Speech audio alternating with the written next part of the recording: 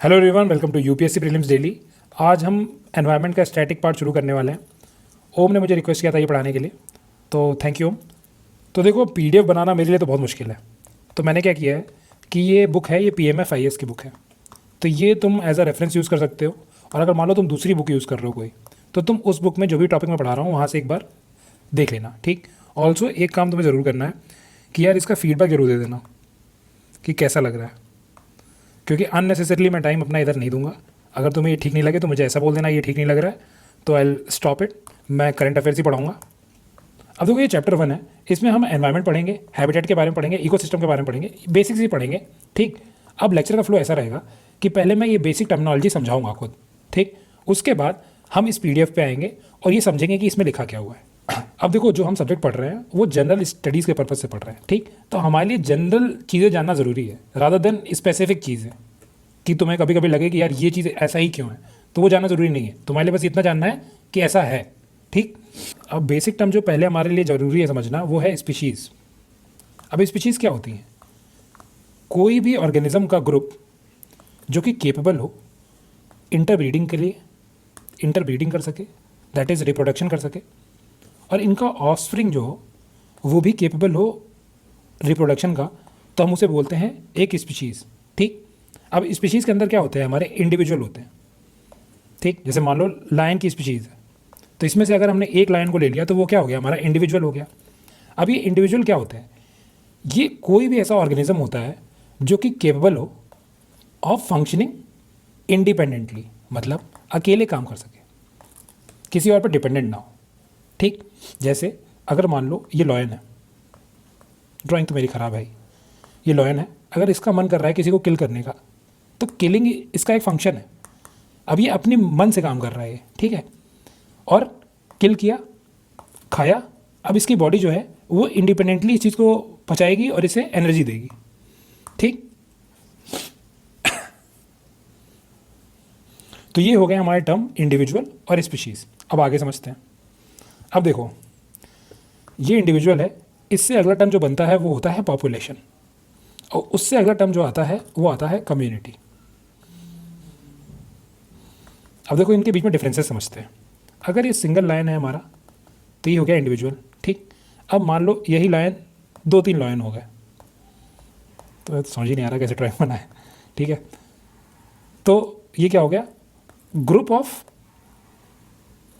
Organism of same species. Same species का अगर group है तो उसे हम क्या बोलेंगे? पॉपुलेशन बोलेंगे, ठीक। अब देखो, कम्युनिटी देखते हैं।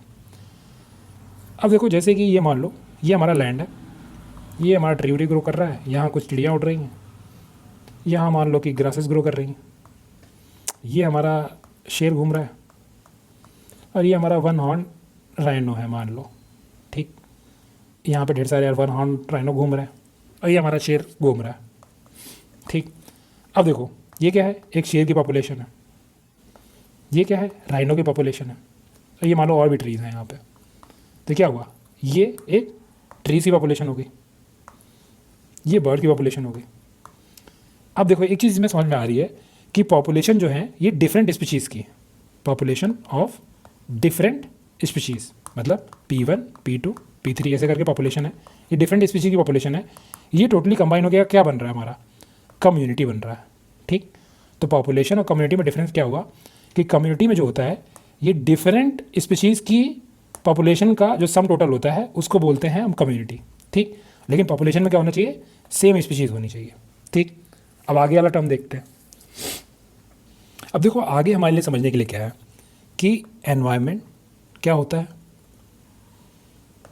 इकोलॉजी क्या होती है, और इकोसिस्टम क्या होता है, ठीक। और इनके बीच में डिफरेंस समझना है।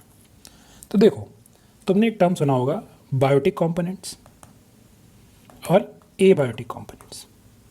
अब देखो, जो कम्युनिटी मैंने अभी तक बताई तुम्हें, उसमें मैंने क्या बताया? बेसिकली मैंने बायोटिक कंपोनेंट को ही रेफ़र किया, ठीक। जो भी लिविंग ऑर्गेनिजम्स थे, या फिर ऐसी चीज़ें जो लिविंग ऑर्गेनिज्म से डिराइव हो रही थी, ठीक। तो वो आ गया हमारा बायोटिक कंपोनेंट्स। तुम सिंपली समझो कि जो लिविंग ऑर्गेनिज्म वाला पार्ट हो गया, लिविंग थिंग्स वाला, उसको बायोटिक बोलते हैं, ठीक। और एबायोटिक में क्या आ जाता है? हमारा जो नॉन लिविंग या फिजिकल पार्ट है, जैसे जो बेसिकली हम ज्योग्राफी वगैरह में पढ़ते हैं, जैसे एयर हो गया, वाटर हो गया, लैंड हो गया। अब देखो जो हमारी कम्युनिटी थी जो मैंने बनाई थी वहाँ पे, ये रही, ये क्या कर रही है, ये जो हमारा एनिमल है, ये मान लो टाइगर है, तो ये जाके किसी डियर को ईट कर रहा होगा, ठीक। तो ये क्या कर रहा है, एक तरीके का इंटरेक्शन ही तो हुआ, ये ईटिंग भी इंटरेक्शन हो गया। अगर मान लो इसने जाके यहाँ पानी पी लिया तो वो भी एक तरीके का इंटरेक्शन ही हुआ। तो क्या हो रहा है, बेसिकली जो बायोटिक पार्ट है ये आपस में इंटरेक्शन कर रहा है। जैसे शेर ने जाके डियर को खा लिया तो क्या हुआ, ये एक तरीके का इंटरेक्शन हो गया बायोटिक बायोटिक में, और शेर ने जाके पानी पी लिया तो ये क्या हो गया, ये ए बायोटिक इंटरेक्शन हो गया। अब ये दोनों साइड से हो रहा है ना, तो या फिर शेर हवा जो ले रहा है, एयर का एक्सचेंज हो रहा है, तो वो भी तो बायोटिक और एक बायोटिक कंपोनेंट के बीच में इंटरेक्शन हो गया। तो इसी इंटरेक्शन को जो यहाँ पे हुआ या फिर यहाँ पे हुआ, इसको पूरा मिला लो और इसमें डाल दो तुम एनर्जी का फ्लो। क्योंकि जाहिर सी बात है, जब बायोटिक और एबायोटिक के बीच में या फिर बायोटिक बायोटिक के बीच में भी इंटरेक्शन होगा तो एनर्जी का फ्लो तो होगा ही। ऑल्सो इसमें न्यूट्रिएंट्स का एक्सचेंज होगा या फिर न्यूट्रिएंट्स भी जो होंगे वो एक साइकिल में फ्लो करेंगे। तो इन्हीं सब को मिला के हम बोल देते हैं कि ये एक इकोसिस्टम है, ठीक। अब इकोलॉजी क्या होती है, तो देखो एबायोटिक कंपोनेंट्स था और हमारे बायोटिक कंपोनेंट्स थे, तो इनके बीच में इंटरेक्शन हो रहा था। अब ये इंटरेक्शन को अगर हम स्टडी करें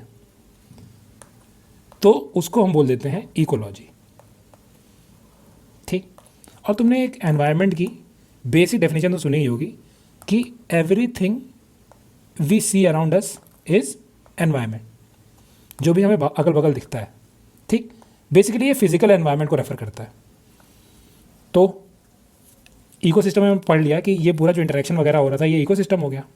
अब इकोसिस्टम और एनवायरनमेंट में अगर तुम डिफरेंस देखो तो इकोसिस्टम में क्या होता है, बेसिकली इसमें एक लिविंग कंपोनेंट होता ही है, ठीक। लेकिन एनवायरनमेंट में क्या होता है, कोई ज़रूरी नहीं है कि लिविंग कंपोनेंट प्रेजेंट हो या ना हो, मतलब हो भी सकता है और नहीं भी हो सकता है।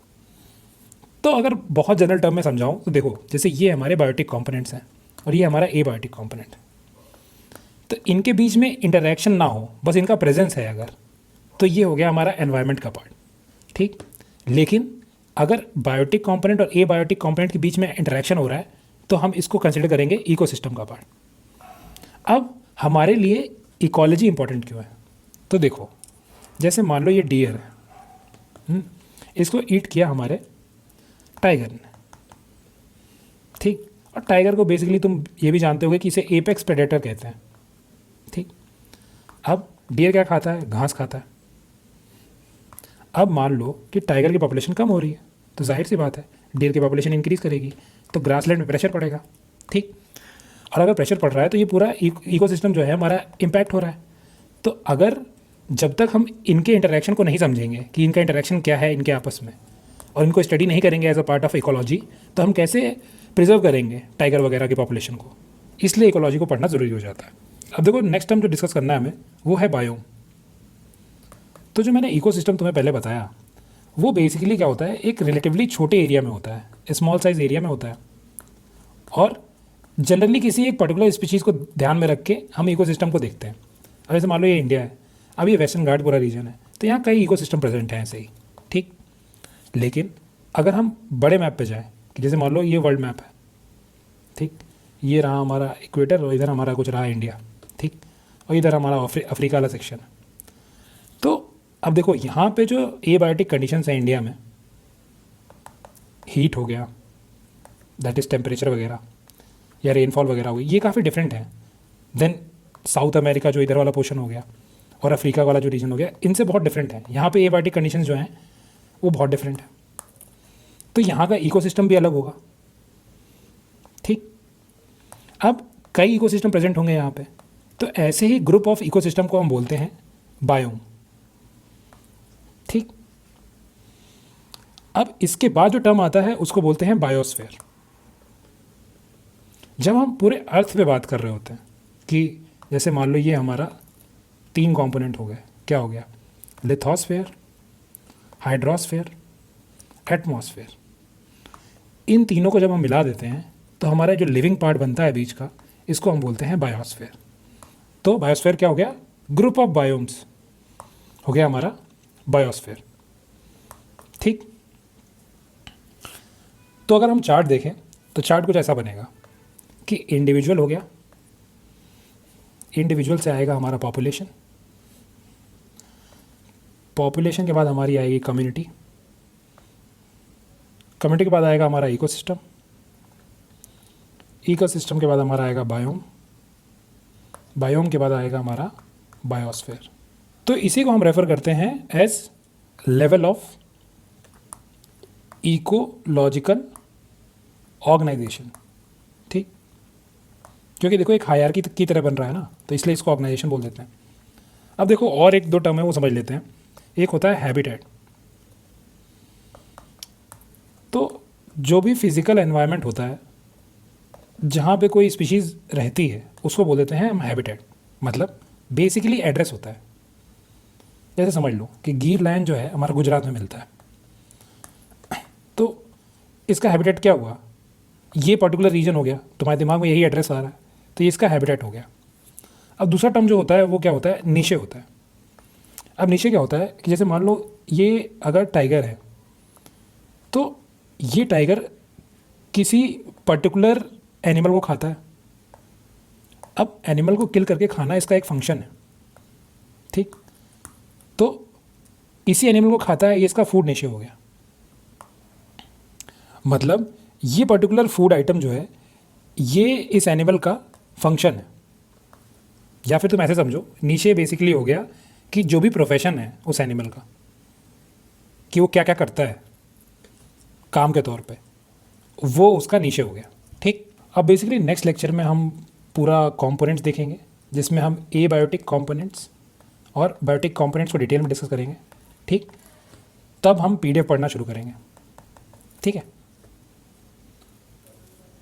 तो डू लीव अ फीडबैक और ज़रूर बता देना यार कैसा लगा लेक्चर, तो मैं कंटिन्यू करूँगा इसे।